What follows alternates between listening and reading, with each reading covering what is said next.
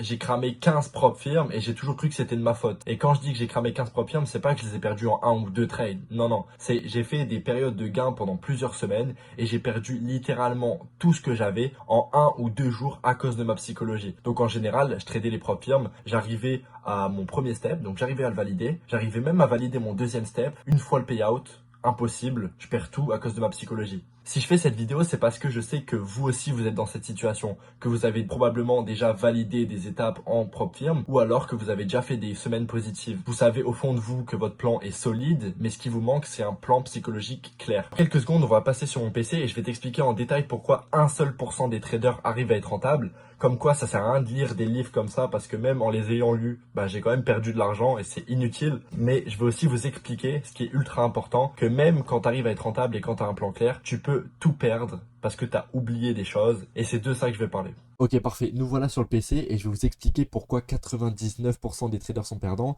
et pas 90. Il y a réellement que 1% des traders qui sont gagnants. Pourquoi? Parce qu'ils se différencient des autres et qu'ils ont enfin compris que la psychologie, c'était la clé dans le trading. Ok, partons du constat global que 90% des traders perdent parce qu'ils n'ont pas de plan clair, ils n'ont pas de discipline et qui se limitent au fait de ne pas avoir de plan clair pour mal trader et abandonner. Donc ces 90% là abandonnent. Ok, dans les 10% restants, on va dire qu'il y a eu des personnes qui ont réussi à valider des étapes, soit par chance, soit par timing, aussi ça arrive, que le marché soit bon à certains moments mais qui ne savent pas s'adapter une fois que le marché crash, ou par apprentissage incomplet. Ça, je vais faire une parenthèse après, mais vous allez comprendre de quoi je vais parler. Et dans ces 10% restants, il y a une minorité de 2 à 3%, on va dire, des personnes qui ont un plan clair, qui ont une bonne psychologie et qui pourtant perdent de l'argent, donc se mettent à perdre de l'argent.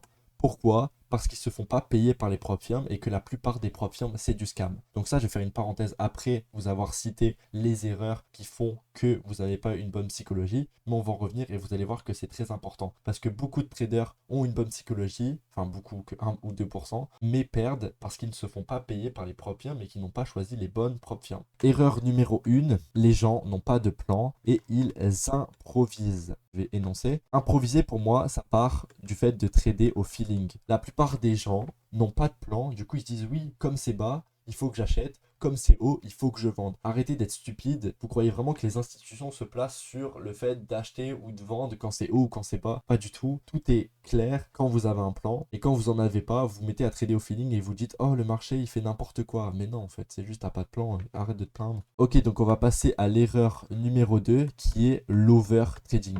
L'over trading, c'est quoi? C'est quand, par exemple, vous êtes limité à 2% de pertes par jour. Donc moi, en général, je trade 1% par position, donc ça fait 2 trades perdants. Vous perdez 2% par jour, donc ça y est, votre compte, vous devez arrêter de trader pour la journée, mais vous continuez. Et vous continuez émotionnellement. Comme vous êtes émotionnel, vous perdez plus et au lieu de perdre 2%, vous perdez 5 et vous avez perdu votre propre firme. Donc moi, j'ai déjà eu des cas particuliers en coaching où le mec, par exemple, pendant 3 semaines, il avait des semaines rentables, il avait réussi à valider des premiers steps, des deuxièmes steps. Et pourquoi il perdait? Parce qu'en fait, une fois qu'il avait une journée qui n'était pas positive et qu'il perdait de trade, en fait, il continuait de trade, il faisait de l'overtrading. Erreur numéro 3, qui est un peu plus rare et dont personne parle, c'est la peur des gens face au gain. Donc c'est un peu contre-intuitif et je vais développer le point. Quand les gens prennent des positions, ils sont généralement émotionnels. On va dire que même les vrais traders en soi sont émotionnels quand ils prennent la position. C'est juste qu'ils arrivent à fermer les graphiques, ils arrivent à un peu s'en battre les couilles une fois qu'ils sont en position. En fait, vous, après avoir enchaîné des gains ou des pertes, vous avez peur de prendre des positions. Et c'est pour ça qu'il ne faut pas faire de l'overtrading. Il ne faut pas trader hors des sessions, il ne faut pas trader n'importe quand. Et donc, soit vous BE, alors que c'était pas du tout le moment de BE, soit vous clôturez plus tôt et vous passez à côté d'énormes gains. Et quand je dis d'énormes gains, vous m'avez compris, c'est pas 15%.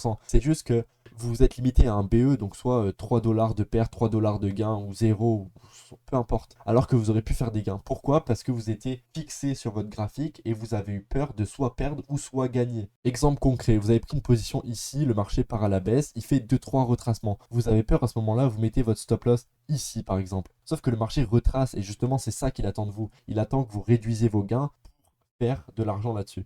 Donc en fait, il va venir vous stopper ici. Encore une fois, le marché, il respire. Vous voyez, quand il monte, il fait des petits va-et-vient et c'est ce qu'on appelle des retracements. Bref, erreur numéro 4, trader sans routine. Ok, mettez-vous à la place d'un vrai trader qui fait de l'argent régulièrement grâce au trading, entre guillemets. Pensez vraiment que ce mec-là, il est collé à ses graphiques toute la journée et qu'il est tout le temps en panique? Non. Lui, il se lève à une heure précise, on va dire 8 heures. Il trade de 14 h à 16 h 30, comme moi par exemple. Et c'est tout.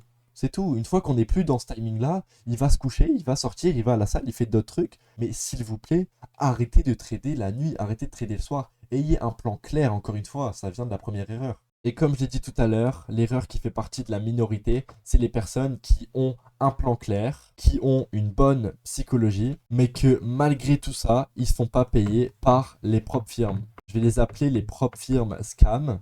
Vous allez tout de suite comprendre pourquoi. Ok, donc déjà, pour commencer, il faut savoir que la plupart des propres firmes, leur but, c'est de faire de l'argent. C'est pas de vous donner l'opportunité de devenir riche, ils s'en battent les couilles de tout ça. Et en fait, la majorité, soit paye pas. Donc en fait, ces propres firmes-là, elles sont pas régulées en Europe, donc légalement, elles peuvent le faire en soi. Soit elles ont des règles cachées, donc ça arrive que certaines propres firmes ont des règles cachées qui sont écrites en minuscules sur le site, que vous n'avez pas forcément vu, et qui fait que vous ne pouvez pas pay out une fois que vous avez l'opportunité de pay out. Et le reste, elles sont chères. Donc en fait, tu as des propres firmes qui fonctionnent, mais qui sont extrêmement chères, comme par exemple chez FTMO. Et encore, chez FTMO, une fois que tu es funded, tu n'as pas les mêmes règles que quand tu es en période de validation. Donc ça, c'est ces trois pièges-là à éviter. Et en fait, ce que je vous conseillerais, ça serait de trouver une bonne propre firme. Et en fait, pas mal de gens entre vous ne savent pas où trouver la propre firme. Donc si vous voulez une bonne propre firme qui paye, moi je suis en partenariat avec eux, je vous ai concocté des bonnes réductions. Donc n'hésitez pas à aller vous register avec le lien dans ma description. Vous aurez les prix. Normalement, il y a des propres firmes à partir de 29 dollars. Vous êtes remboursé une fois que vous avez validé votre premier step. Donc si par exemple la propre firme, vous l'avez payé 59 dollars, le premier step en général, c'est 10%. Que vous avez validé vos 10%, vous êtes remboursé entièrement des 59 dollars.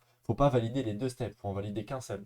Merci à tous ceux qui ont regardé la vidéo jusqu'au bout, ça prouve que vous êtes disciplinés. Mon but, c'était vraiment de vous donner un aspect différent que ce qu'on a l'habitude de voir sur les réseaux sociaux, comme quoi 90% du trading, c'est de la psychologie. Et aussi, une minorité, c'est que les propres firmes ne vous payent pas. Donc encore une fois, si vous voulez une propre firme qui paye, le lien est dans la bio, ça coûte 30 secondes à register, c'est gratuit, vous regardez les prix, ça vous intéresse tant mieux, si ça vous intéresse pas, tant pis. Et si vous avez des questions et que vous voulez un plan clair en trading, n'hésitez pas à me DM, moi j'ai que ça à faire entre guillemets, après ma session de trading, sur Instagram, je vais répondre à toutes les questions, et puis bah, je vous souhaite une bonne journée.